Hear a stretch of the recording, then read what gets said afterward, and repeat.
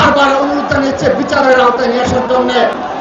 আজকে বাংলাদেশের রাজনীতিতে প্রধান প্রাসঙ্গিক হয়ে দাঁড়িয়েছে ছাত্রলীগের সন্ত্রাসীদের বিচার। আপনাদের স্মরণে রাখছি, আমরা বিগত 9 মাসে বাংলাদেশ জাতীয় ছাত্র দলের নেতৃত্বে সারা বাংলাদেশের সকল ক্যাম্পাসে বারবার মার্চ ফর জাস্টিস কর্মসূচি পালন করেছি।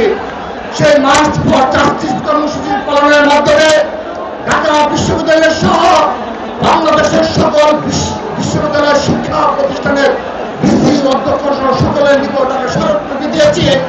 অতি অনতিবিলম্বে ছাত্রলীগের সন্ত্রাসীদের চিহ্নিত করে তাদেরকে বিচারের আওতায় নিয়ে আসতে হবে। কিন্তু দুঃখের সাথে জানাচ্ছি, আজকের দিন পর্যন্ত ঢাকা বিশ্ববিদ্যালয় এবং জগন্নাথ জাহাঙ্গীরনগর বিশ্ববিদ্যালয়ের নাম কাওয়াস্তে এবং আইওয়াস নির্ভর একটি শুধুমাত্র অল্প কিছু ছাত্রলীগের সন্ত্রাসীদের নাম প্রকাশ করেছে, তালিকা প্রকাশ করেছে। তাই সারাভাবে একটি তালিকা প্রকাশ করে তারা তাদের দায় দায়িত্ব করতে চায়।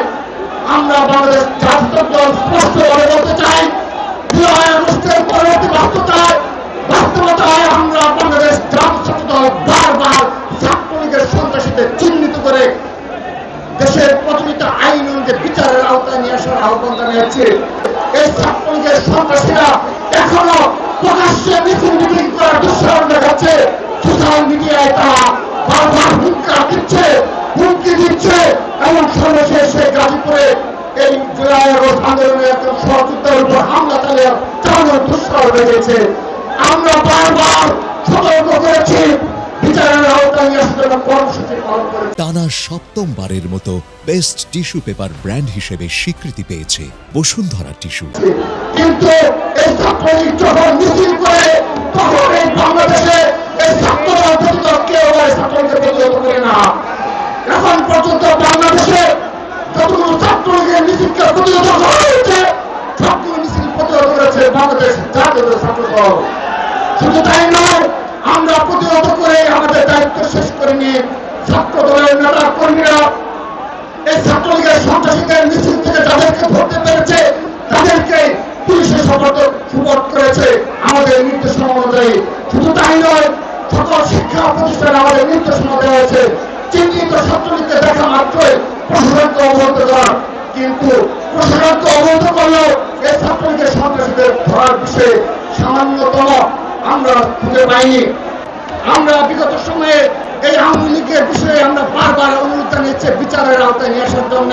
কিন্তু আমরা দেখেছি এই আওয়ামী লীগের সন্ত্রাসীদের শীর্ষ নেতৃত্ব যারা এখন পর্যন্ত কারাগারে রয়েছে, আমরা জানতে পেরেছি তারা আইসি জীবন যাপন করছে। আমরা জানতে পেরেছি তারা কারাগারে মোবাইল ব্যবহার করতে পারছে, ইন্টারনেট ব্যবহার করতে পারছে। সেহেতু আমি এই ইন্টারনেট সরকারে এই আওয়ামী লীগকে বিচার করতে নিয়ে আসার জন্য সন্দেহ পোষণ করছি। তাদের আরো সদিচ্ছা রয়েছে কিনা তাদের বিষয়ে আমার যথেষ্ট সন্দেহ রয়েছে। প্রিয় উপস্থিতি, যারা খুনি হাসিনার আমলে একদিনও রাজপথে প্রকাশ্যে মিছিল করতে পারেনি তারা ছাত্রলীগকে সাহসের গল্প শোনাতে চায়।